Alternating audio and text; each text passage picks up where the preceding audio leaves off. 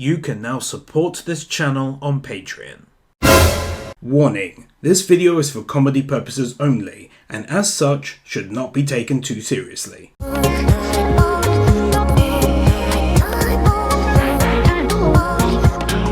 That bigger world is ours by right. I do get Rick's point here that they're the good guys and the saviors are the bad guys, but to say the land is theirs by right is wrong, and that's a pun intended. It would be theirs by right if the saviors are pronounced Savoirs and they invaded from France. It's ours by right. But again, it's not. You're all American, they're just a bunch of dickheads doing dickhead type stuff. There's only one person who has to die. Only one person has to die. I hope you all heard that. I'll be keeping that in mind, Rick, over the following episode.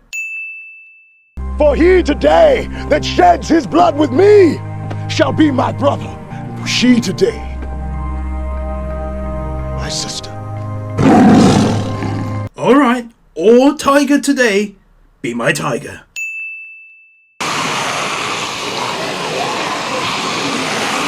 CGI orcas.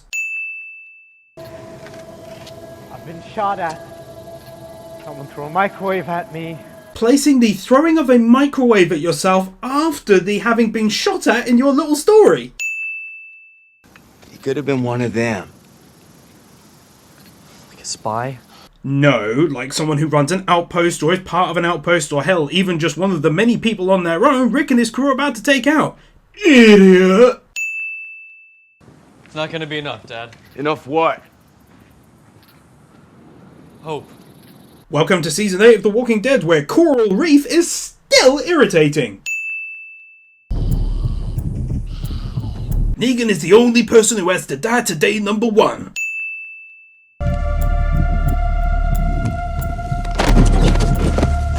Negan is the blah blah blah to die today, number 2.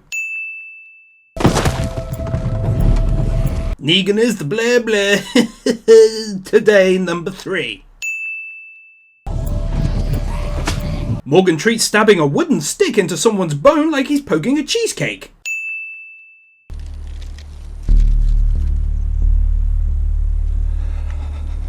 Come on, Rick, you haven't got time to be doing stuff like that. And not in public, no less. Have you no shame?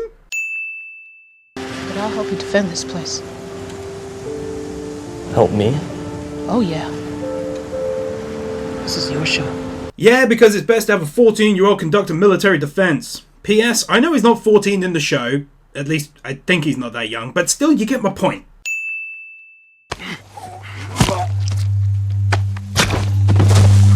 And lastly, Negan is the only such and such and stuff and thangs today, number 4.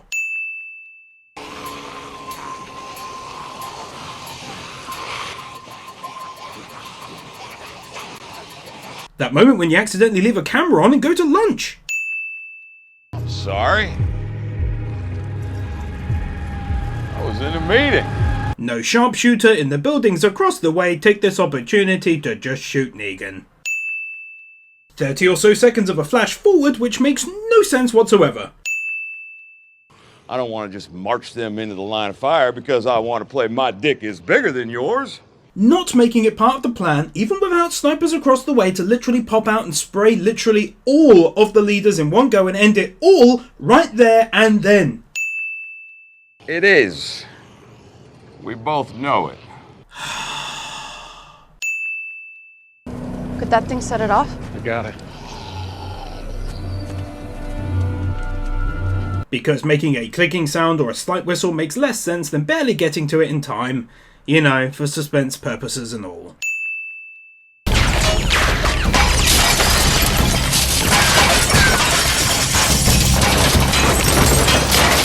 When shooting at glass is far more important than shooting at the leaders of your enemy.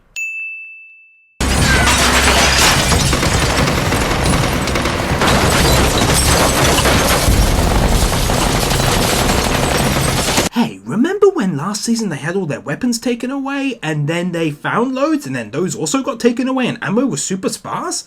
Well, certainly doesn't seem that way anymore when they're unloading thousands of rounds of ammo into a fucking building! It's not about you, right? Not about you. No, but it's definitely about killing him.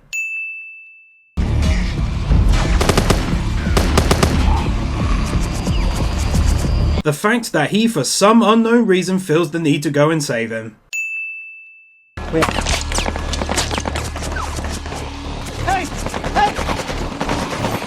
He just lets him take the car knowing full well what he's about to do.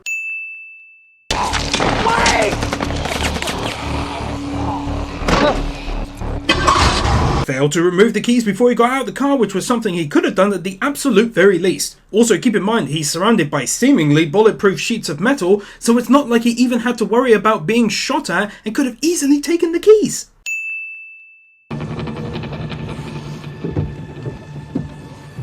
Because you Doesn't just shoot him now whilst Negan is unarmed. are about to shit your pants. Except for the fact that you do nothing to him at all other than take his weapons off of him. Do you need us to cover you or something? I do not. Hey, we're here to help. It shouldn't just be you. I don't die.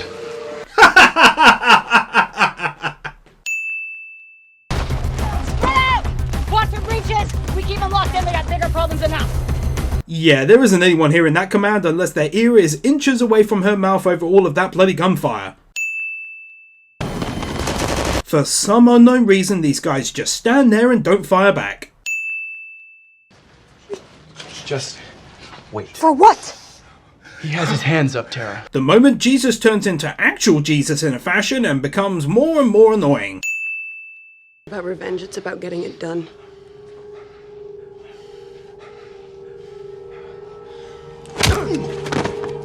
Jesus going Jesus 2.0 after the guy was happy to kill him, like a douchebag. What's about to happen? It's not just a few walkers, you know that, right? Yes, and yet I smile. Yes, and just for the record, that little statement gets incredibly irritating towards the end of the 8 episodes where it's been said like 15 times. Where are they? No! Guns! God knows what Mr. Soon-to-be-dead Season 1 guy was doing whilst all of this was going on.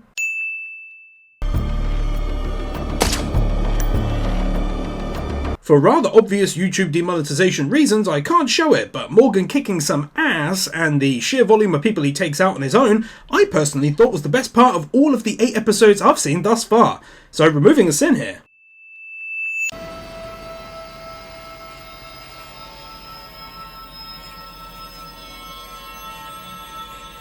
Why is this guy being allowed to keep a hold of a gun? I know you. You get transferred too. The weapon in his hands disappears. We're supposed to. They surrendered. Not at the very least killing someone who they know is a bad person. For the rest, Jesus 2.0 could try and make the argument that their sins are somewhat unknown to a large degree. Personally, I'd still vote to take them all out, but the argument could be made. However, Morgan saw this guy in action firsthand, and thus not taking him out there and then is dumb. Especially since he gets even more annoying later on with constant provocation and him still living.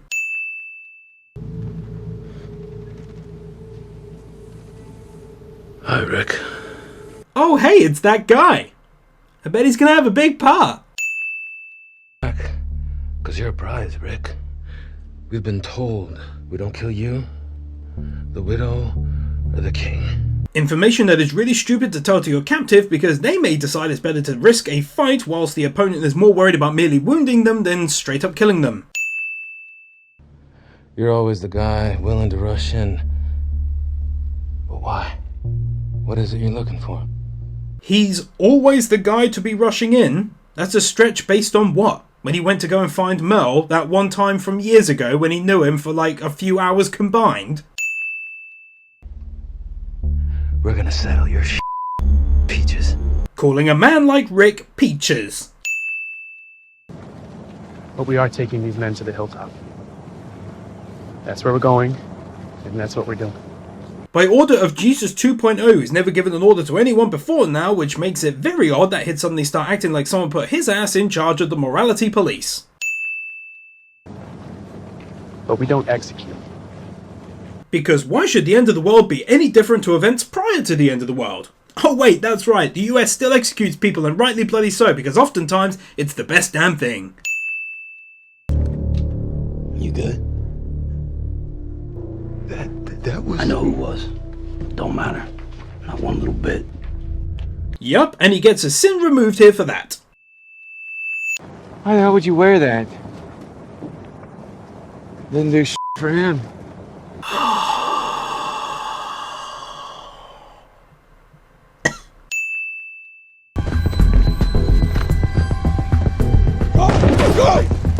These guys managed to run off whilst entirely surrounded by armed people. Hell, even a bullet in one person's leg at the very back would have stopped literally all of them.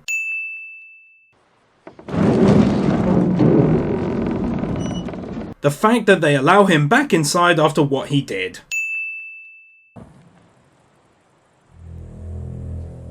And another one removed. Yet I smile. Ironically, every time he says this, I personally die a little on the inside.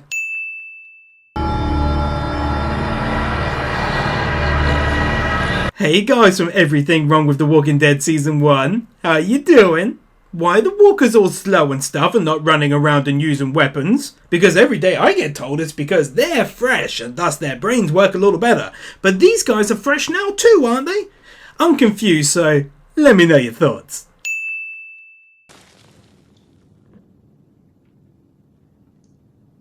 Again, for obvious reasons, I can't show what just happened, but Carol actually being a badass again gets the series another sin removed. And yet I smile. That's how I can walk. You can keep the cane. Discount logic. Does Negan know your name? Not Negan. That moment when you forget and think your gun is a microphone.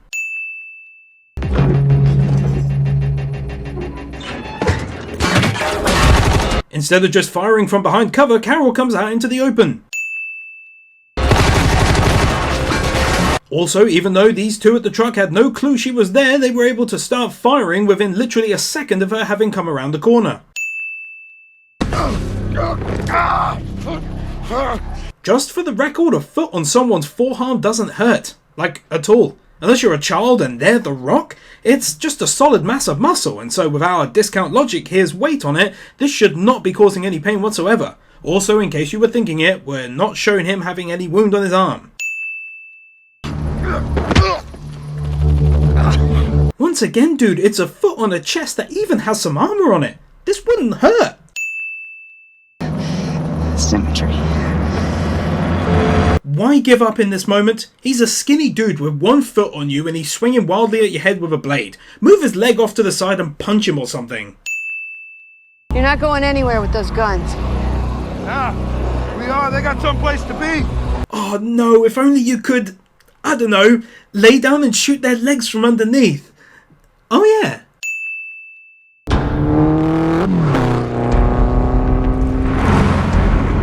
Rick and Daryl Ex Machina.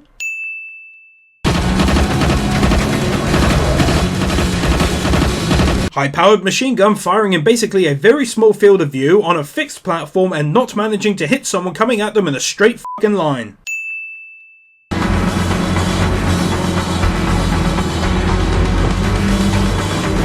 Guy doesn't attempt to ram Rick's car or pull the gun he's got beside him until Rick hops on over and it's already too late.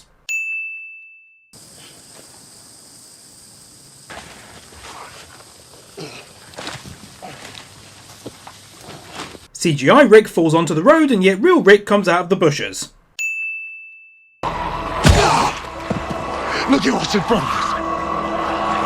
That's what's real. Go! Dude, just climb up like Carol is and both of you pull him up. It's not rocket science. Damn it, let me help her. Again, can't show it, but a fucking tiger getting killed by some walkers is dumb as hell. Clearly just trying to save some dough on the old CGI budget.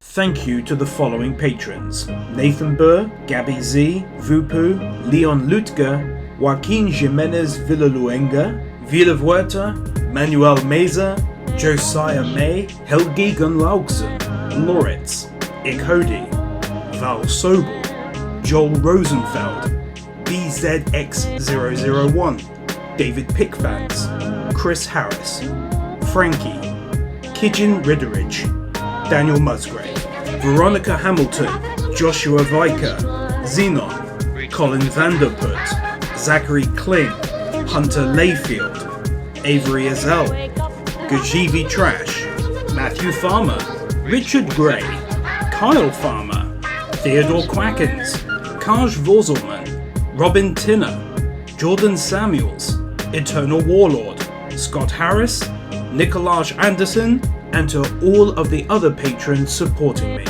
Thank you.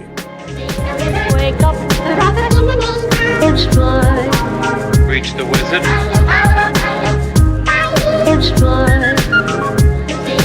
Wake up. Reach the wizard.